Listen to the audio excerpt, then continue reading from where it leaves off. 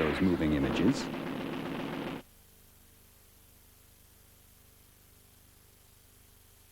And you steal the thunder from every magical frame. Welcome to the little-known, occasionally noisy world of sound effects specialists. It's their job to create the audio that accompanies motion pictures. Often that means constructing every sound from the ground up. Coming up, Play it back, please. we'll go behind the microphone of Blake Edwards, son of the Pink Panther, as experts in audio create the sounds of the Casbah. We'll also journey back to the dawn of sound effects with this legendary ape. And we'll meet the innovator who coined the term sound design for his work on Apocalypse Now. Today, we salute the Sultans of Sound on Movie Magic.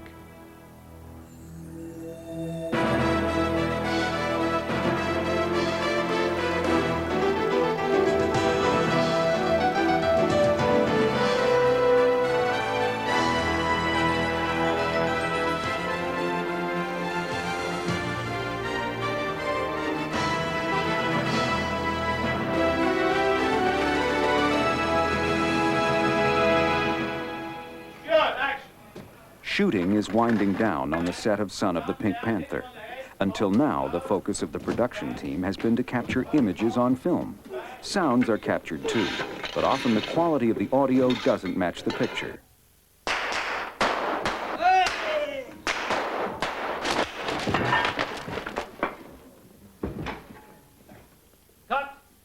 As literally thousands of feet of film are edited into their final scenes, the immense challenge of refining, replacing, and often creating the soundtracks fall on the shoulders of the sound design team. We've become known as the fixing it in post people.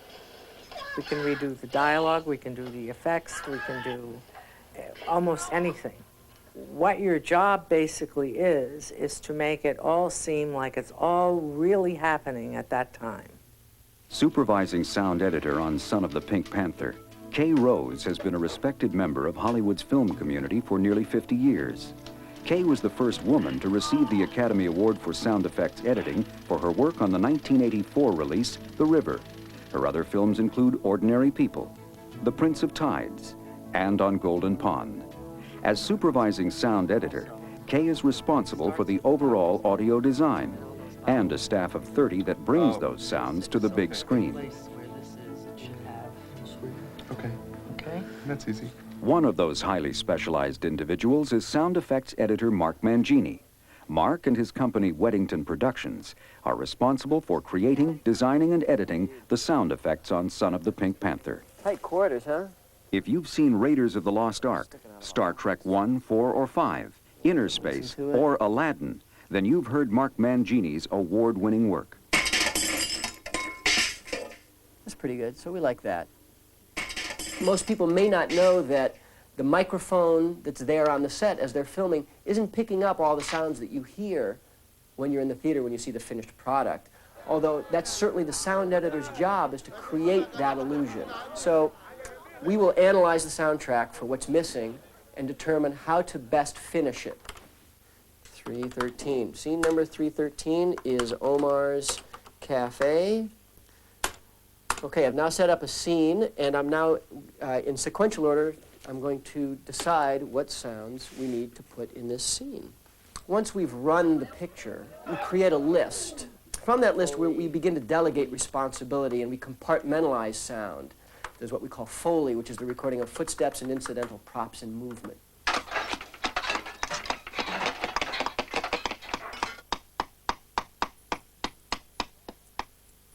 ADR and Walla, which is the re-recording of dialogue and group ambiences, if you will, or crowd sounds specific to the picture that we don't have.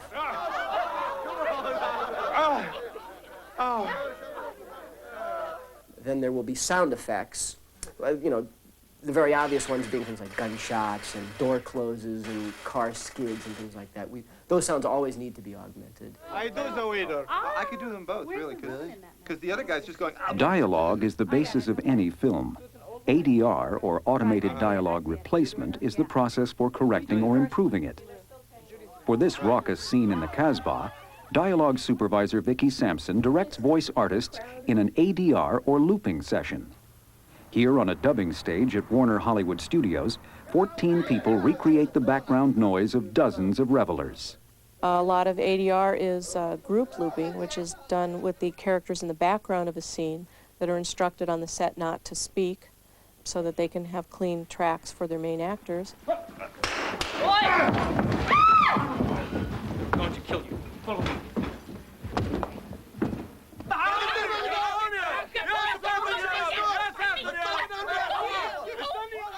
Here, Vicki is using group ADR to add authenticity to exotic locales. In the Casbah scene in Pink Panther, they're in Lugash, so it's an imaginary city. So we had a couple of Arabic-speaking men, a couple of French-speaking women, and then we had like 4 others who could replicate Arabicese, and once it's all thrown in there together, it can sound like it was supposed to sound.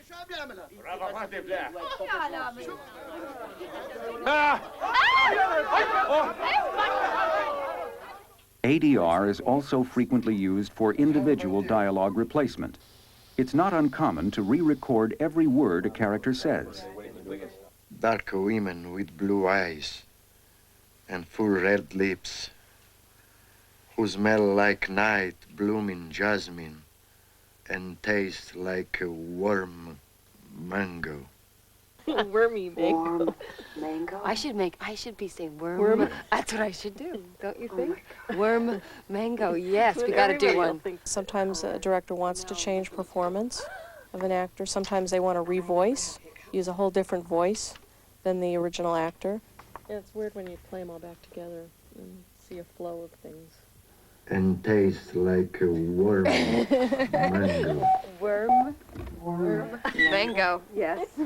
We looped the Deborah Ferrantino scene because in the when they did that take, his voice was so projected and hers was so soft that the director was concerned that the balances would be off. Here we go. Take 14, X703. Here we go, Tom. Warm mango. Was that a sync on that? Looping is a very hard phase of the sound process because you're trying to recreate a performance that was done to other actors on a bare stage with the headphones on with beeps coming at you, and you have to watch your mouth, and a lot of actors haven't seen themselves before on the screen. Warm mango. Why don't you print them both and I'll just play with them? Okay. Yeah. It's like putting together a big puzzle and snipping out the little pieces you don't want and putting in the pieces that you don't notice. And it's a very unrecognized phase of sound work because if you do it well, you don't notice it. And you shouldn't notice it. It should just be as if that was the way it was recorded on the set. Who smell like night blooming jasmine and taste like a warm mango. Warm mango. And honey. Dialogue replacement allows audiences to hear the actors as clearly as they see them. But some of the most involved wizardry of the audio process begins when the actors stop talking.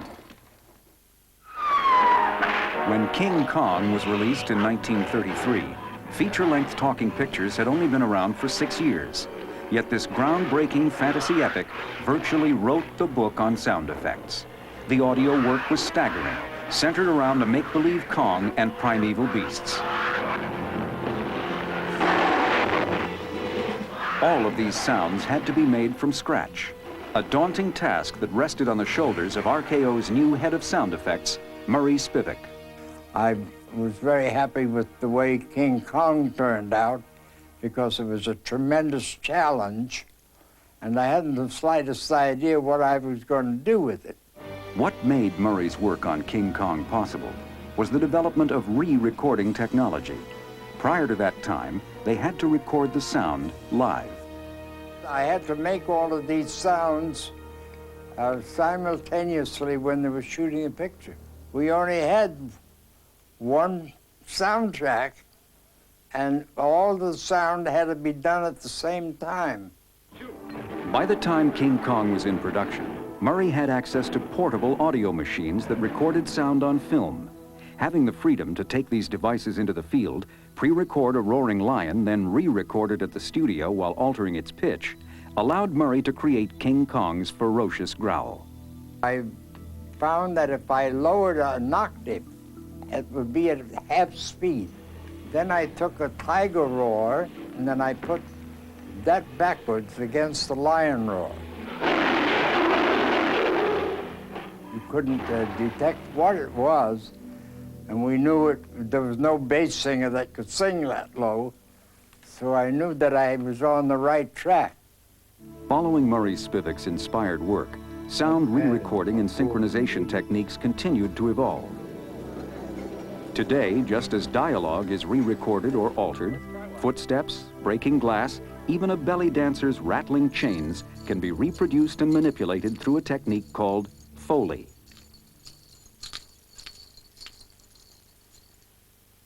A Foley stage is a recording studio outfitted specifically to record hundreds of movie sounds in a controlled environment with close-up microphones. Even if a noise recorded on the set is adequate, it can usually be improved. It started out with mainly replacing footsteps or adding a few specific props here and there, maybe a crash or something like that. Now, like, you virtually replace or re-record nearly every single sound in the movie. We'll sweeten the table crashes there on Channel 15.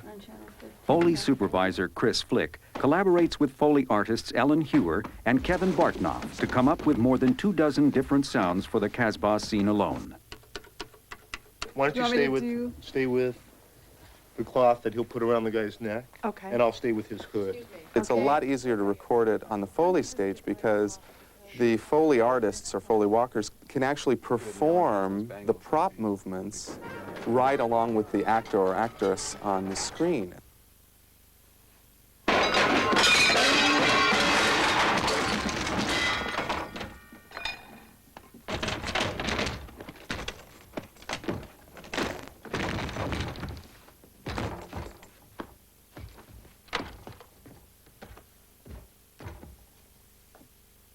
Pretty wild. Yeah, cool.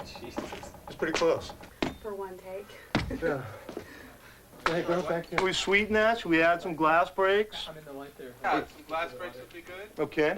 Some of the things we specifically wanted to highlight were the sort of the domino effect of Clouseau Jr. cascading into everybody at the bar and all the tumbling and body falls.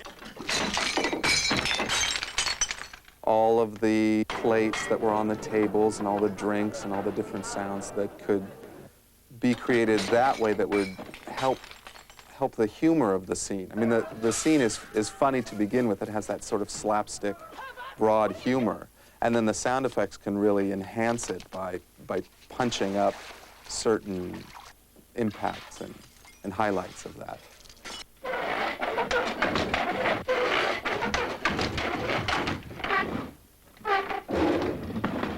While Foley can recreate thousands of highly specialized sounds in the confines of a stage, audio designers must often venture far and wide to capture the sounds they need. I said stop! This scene calls for a wheezing diesel Renault. Sound technician Ezra Dweck is recreating that noise on a stage of somewhat bigger proportions, the Southern California desert. What I'm recording here, this interior stuff, will sort of be used to smooth out the interior car shots. A lot of times on the set, the cars are being towed along with the camera car anyway, so there is no engine sound. Ezra's recording of this Jetta doubling as the Renault in Pink Panther includes interiors, exteriors, practically every sound an automobile can make. Accelerate, maybe downshift and hit the accelerator when you go by. Okay.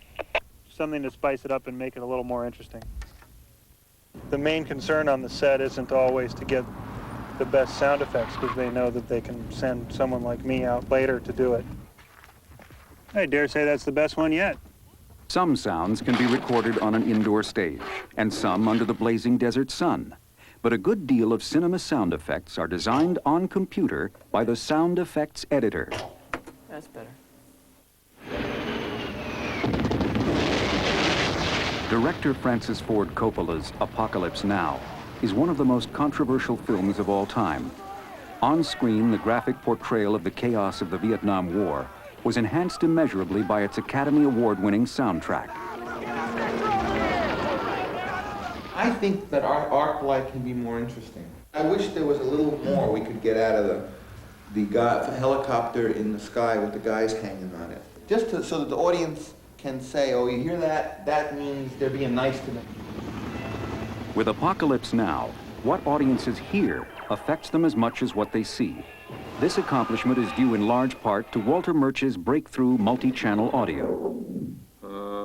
Update from 155. With his layering of seemingly surrealistic sounds, Murch elevated sound editing to the level of an art form.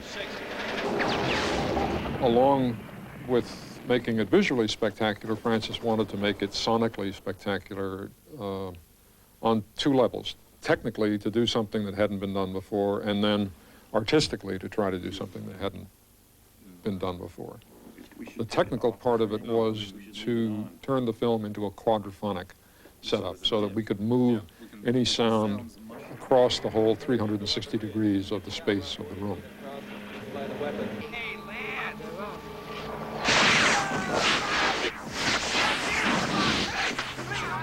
Artistically, we wanted to do a soundtrack that was in keeping with the sound of the war. Coppola's concern for realism inspired him to ship the patrol boat used in filming from the Philippines to his California ranch for a Foley session. Okay, now. Okay. Listen both.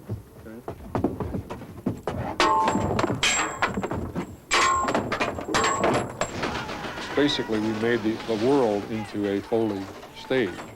As a result, we got dynamics and movement and reality to the sound that's sometimes hard to get in the confines of a small stage. Walter's experience on Apocalypse Now inspired him to coin the term sound designer to describe his role on the film. And I thought it was sort of like a sonic equivalent of interior design, in the sense that I'd been given a bare space to work with, a room with 4 walls, a ceiling and a floor, and I was told to hang sound, fill this place up with sound. The audio advances of Walter Murch and his contemporaries in the 70s have been furthered by modern use of digital technology. Computers aid in quicker, easier, and more complex manipulation of sound effects. Let's go to the first sound for the nose, which At this point in The Son of the Pink Panther, that which can't be spoken by an actor or recorded on a Foley stage must be created by Mark Mangini. when the belly dancer pops his nose off, I mean, that's a comic moment. So you just don't want a clay sound, you want like a, or you know, some pop, comic, cartoony-like sound, so we'll have to create that. What I pulled was 1356-56, which is some sort of burbly, liquidy face flatulation. That's the one. In electronic media, like a digital workstation, you have that sound, but now you have other tools online in the editing system that will allow you to slow it down, speed it up, play it backwards, manipulate the sound to more accurately complement a picture. Okay, well, that's good. They have some choices. With all of the necessary sound elements placed into the show, the last step is the final mix. This task falls to supervising sound editor Kay Rose and her 3 re-recording mixers. Hundreds of elements are mixed down into 3 elements: music, effects, and dialogue. And then they are balanced one against the other to make a track that's played in the theater. Yeah, I think we can get far better balances than what we've had before. Yeah, okay. And make it more exciting, because that's the thing that carries we this. won't erase anything, though. We can just manufacture a new crowd. As long as we can make it. We'll make it better. Better than it is. Yeah. Right. We'll make it better. By carefully combining thousands of different sounds, Kay and her team take an essentially soundless piece of film and create a seamless movie.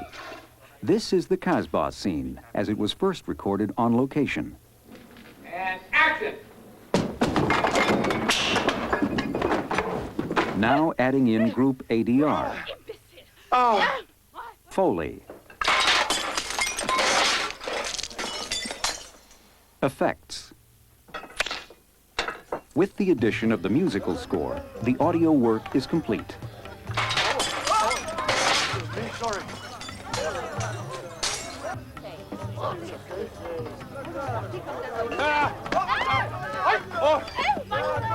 When audiences worldwide see the son of the Pink Panther, few people will consciously recognize the contribution of nearly 30 people and the culmination of thousands of hours of painstaking work. But that's the best testimony to the efforts of Mark Mangini, Kay Rose, and the entire sound team. If you are brought out of the film and you're aware that you're sitting in the theater watching a movie, then you failed. The most important thing to me is that the audience comes out feeling very happy they saw the picture and say, boy, that was a good 2 hours I spent and I had a lot of fun. Sound designers are proud of their unheralded contributions to Hollywood filmmaking. When the picture begins and the sound fades up, it may not be immediately obvious, but the audience is listening, and what they're hearing is movie magic.